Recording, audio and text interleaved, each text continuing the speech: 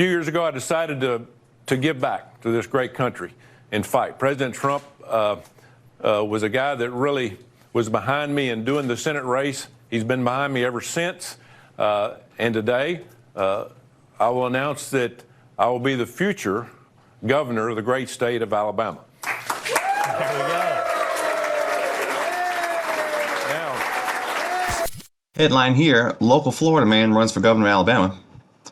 United States Senator Tommy Tuberville, who is famous for literally not knowing anything about anything, including how to navigate steps, has decided that he is tired of not doing his job as a United States Senator, and he's going to try out not doing his job as the governor of Alabama for size, while likely living in the state of Florida.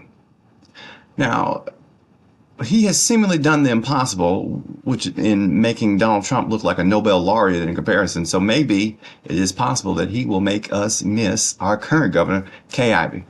We're getting a slight increase. And despite living in Florida, Tommy Tuberville still has that good old-fashioned Alabamian flavor of racism going for him. So maybe he will likely be our next governor. Some people say, well, they're soft on crime. No, they're not soft on crime. They're pro-crime. They want crime.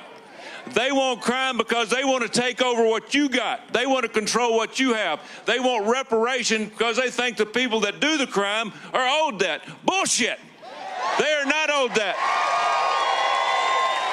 He in this clip is eloquently opining on black people and reparations with the same level of wit and sophistication expected of Twain and Whitman and Hemingway rolled all into one. Apparently, we want what you got, and we want to control what you got, and that's why we want reparations. Makes sense to me. But don't worry. He's 110% against racists. Now, he's made some rather interesting comments about white nationalists, so you judge for yourself. A white nationalist is someone who believes that the white race is superior to other races. Well, that's some people's opinion. And I don't think, That's I mean, not a lot. opinion. Pardon? What's your opinion? My opinion of a white nationalist, if somebody wants to call him white nationalist, to me is an American. It's an American. Now, if that white nationalist is a racist, I'm totally against anything that they want to do because I am 110% against racism. But I want somebody that's in our military, that's strong, that believes in this country, that's an American, that will fight along anybody, whether it's a man or woman, black or white, red, it doesn't make any difference. And so I'm totally against identity politics. I think it's ruining this country, and I think that Democrats ought to be ashamed for how they're doing this because it's dividing this country and it's making this country weaker every day. Do you believe they should allow white nationalists in the military? Well, they call them that. I call them Americans. One of the hopeful potential benefits of having this man as governor of Alabama is that Alabama may be taking one for the team. We may be removing this man from national politics and sequestering him into the great dismal abyss of state politics. You know, I may even vote for him out of sheer altruism for you, dear viewer.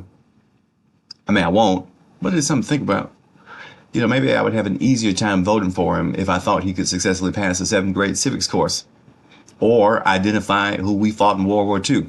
Listen to what the former college football coach said when asked if he thought the two parties could find a way to work together in Congress. You know, our government wasn't set up for one group to have all three of branches of government. It wasn't set up that way. Or three branches, you know, the House, the Senate, and the executive. Now, the three branches are, of course, the executive, the legislative, which is both the House and the Senate, and the judiciary. But he didn't stop there. Here is what Senator-elect Tuberville said about his fears that Democrats are pushing the country toward socialism. You know, as I tell people, my dad fought 76 years ago in Europe to free Europe of socialism. It's not the first time that he's told that story about World War II. This is what he said on election night. My dad, as you know, I said this last time, he quit school at 16, joined the Army, landed at Normandy at 18, drove a tank across Europe. He said, I've never gotten the look on the people's face in Paris when we liberated Paris from socialism and communism. Dana Bash back with us. And quick fact check, Dana. World War II was fought to defeat the Nazis, who were fascists. Fascism. I don't know, but maybe I just have too high expectations for people. This man ain't got a clue about nothing. In addition to all this stuff, at the beginning of Trump's term, surrounding all that controversy around Pete Hegseth and Matt Gaetz as nominees to his cabinet, Tommy Tuberville didn't believe that it was his job to have an opinion about who the president nominates. I mean, he's not the president after all. He's just a lowly United States senator. Who do all these other senators think they are, trying to advise and consent to the president nominees? They're acting like they're senators or something. Anyway, but Alabama has an interesting history with our governors. In my lifetime, 3 out of the past 5 governors have ended their terms in shackles.